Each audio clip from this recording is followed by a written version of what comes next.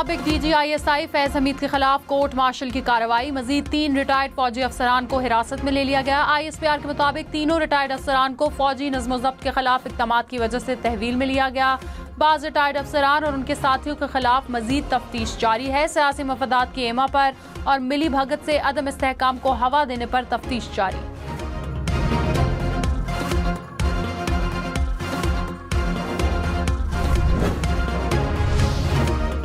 Lieutenant general retired Faiz Hamid और सियासी जमात के दरमियान राब्ता करने वाले 3 सहूलतकार अफसरान पर पैगाम रसानी का इल्जाम। ज़राए के मुताबिक brigadier retired Ghaffar, brigadier retired Naeem और कर्नल रिटायर्ड आसिम शामिल। रिटायर्ड अफसरान सियासी जमात और फैज हमीद के दरमियान राब्ता कारी में शामिल थे।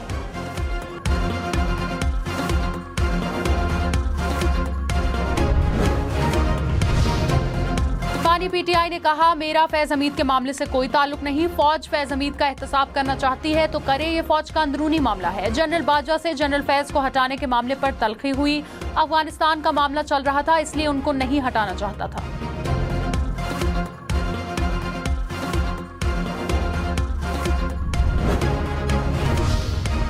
वज़ीर इत्तलात अताउल्लाह तारड़ ने कहा, जनरल फैज तहरीक आदम एतमाद के वक्त PTI से राब्ते में थे। बानी PTI खुद को मामले से दूर नहीं कर सकते।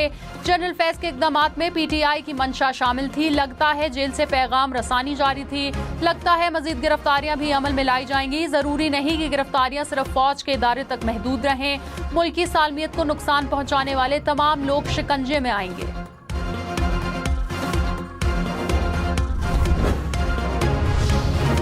साबिक DGISI फैज हमीद पर इलेक्शन 2024 में भी मुदाखलत का इल्जाम। हम इन्वेस्टिगेशन ज़राए के मुताबिक फैज हमीद ने सेक्रेटरी इलेक्शन कमीशन से राबते किए। आबाई हल्के और कुछ करीबी रफ़का के लिए इलेक्शन कमीशन की मदद चाहते थे। इलेक्शन के बाद ट्रिब्यूनल से मुतालिक मुदाखलत की कोशिश की। इलेक्शन कमीशन ने इदारे को फैज हमीद के किरदार से मुतालिक आगाह किया।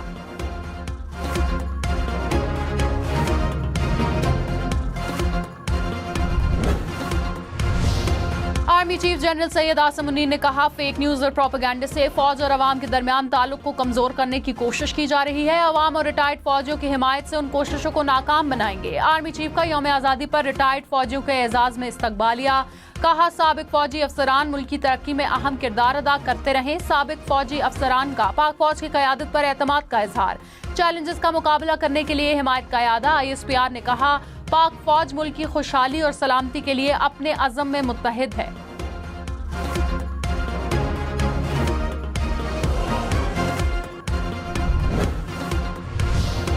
सदर नून लीग नवाज शरीफ ने कहा, महंगे बिजली के बिल अवाम के लिए नाकाबिले बर्दाश्त हैं। PTI की लाई तबाही, महंगाई और महंगे बिल लाई।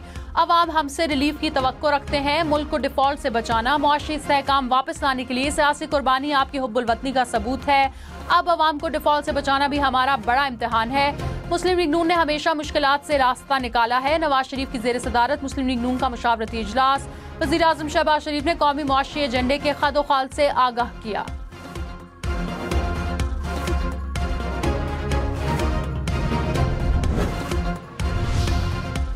मुल्क के मुख्तलिफ शहरों में बारिश। सरगोदा और काजी अहमद में तेज हवाओं के साथ मूसलाधार बारिश। मुतअद्दिद फीडर स्ट्रिप, बिजली की फराहमी बंद। सिंध के इलाके नौशहर फरोज और कंदकोट में भी बारिश। अस्तोर के दरिया में भी शदीद तुग़यानी से पुल तबाह। नवाही देहात का मुख्तलिफ इलाकों से राबता कट गया। भावलनगर, गुजरात, खारिया में भी बादल बरसे। पेशावर, बुनेर, शांगला, मालाकंड समेत खैबर पख्तूनख्वा के मुख्तलिफ इलाकों में भी बादल बरसे। हरिपुर के नदी नालों में तुग़यानी, सड़कें पानी में डूब गईं। बारिशों का सिलसिला 20 अगस्त तक जारी रहने का इम्कान।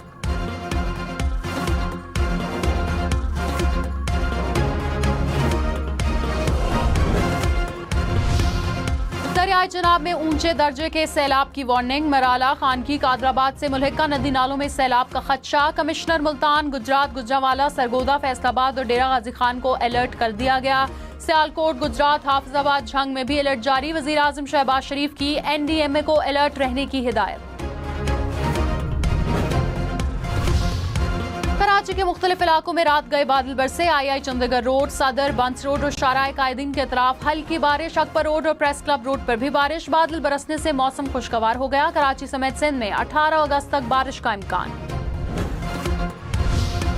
कराची, लाहौर, इस्लामाबाद समेत मुल्क भर में इंटरनेट सर्विस मुतासर। सार्फिन को व्हाट्सएप, इंस्टाग्राम, फेसबुक और यूट्यूब के इस्तेमाल में दुश्वारी का सामना। शनाख्ती कार्ड, पासपोर्ट ऑफिस समेत ऑनलाइन काम तात्तुल का शिकार।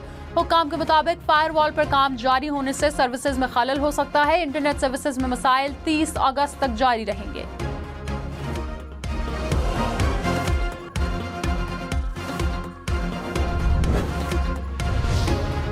वज़ीर मुमलिकत IT शज़ा फातिमा ने कहा, फायरवॉल की तनसीब साइबर सिक्योरिटी का इक़दाम है। तमाम ममालिक फायरवॉल इस्तेमाल कर रहे हैं। पहले भी हुकूमत वेब मैनेजमेंट सिस्टम चला रही थी।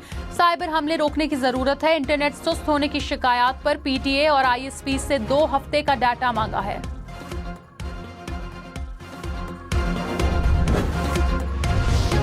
कौमी असेंबली की कायमा कमेटी बराए IT का इंटरनेट की कम स्पीड का नोटिस। चेयरमैन कमेटी अमीनुल हक ने चेयरमैन PTA को 21 अगस्त को तलब कर लिया।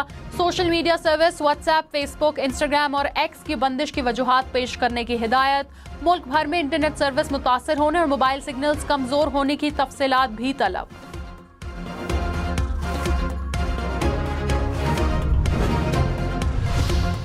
पानी PTI की सहूलतकारी का इल्जाम। डिप्टी सुपरिटेंडेंट अडयाला जेल का पूरा नेटवर्क पकड़ा गया। जेल के असिस्टेंट नाजिम साबिक डिप्टी सुपरिटेंडेंट से पूछताछ। डिप्टी सुपरिटेंडेंट से हासिल मालूमात पर मजीद 6 मुलाजमीन से पूछताछ की जाएगी। जराये के मुताबिक बानी PTI को मोबाइल फोन की सहूलत फराहम करने के हवाले से भी पेशरफ। 3 यूरोपीय ममालिक के नंबर्स पर व्हाट्सएप के इस्तेमाल के शवाहिद भी मिल गए।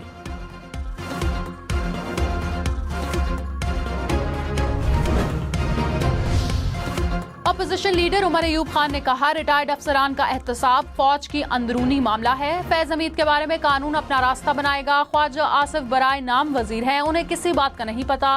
बानी PTI से मुलाकात से रोका गया। ऐवान में मामले को उठाऊंगा। शिबली फराज बोले, लोगों की उम्मीद खत्म होती जा रही है। मुल्क में सियासी इंतकाम का सिलसिला खत्म होना चाहिए।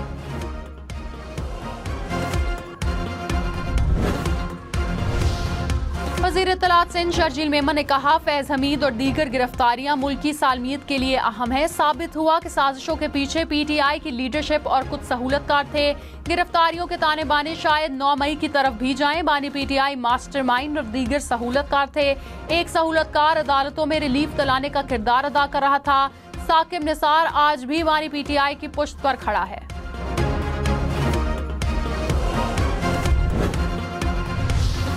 हमाद अजहर तहरीक इंसाफ की सदारत से मुस्ताफी। कहा, बानी PTI तक यकतरफा मालूमात पहुंचाई गई। बहुत से मामलात में वाज़ेह ज़्यादती हुई, गलत फैसले कराए गए। बानी तक रसाई ना होने से मफाद परस्त फायदा उठाते हैं। तहरीक इंसाफ लाहौर के सदर और जनरल सेक्रेटरी भी मुस्ताफी। सेक्रेटरी जनरल उमर अयूब ने इस्तीफे को मुस्तरद कर दिया। हमाद अजहर का इस्तीफा वापस लेने से इनकार।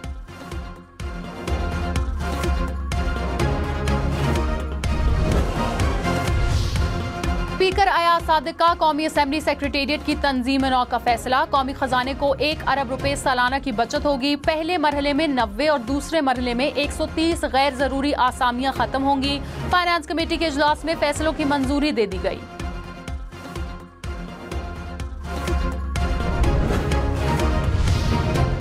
सिंध काबीना ने 500 मेगावाट सोलर मंसूबे के लिए 250 एकड़ अराजी मुख्तस कर दी। मलीर में 600 एकड़ पर 150 मेगावाट का सोलर प्लांट भी बनेगा।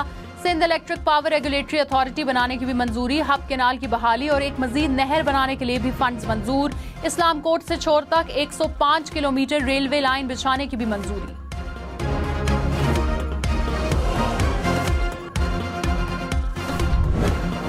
और मौसीकी के बेताज बादशाह उस्ताद नुसरत अली खान को मद्दाहों से बिछड़े 27 बरस बीत गए।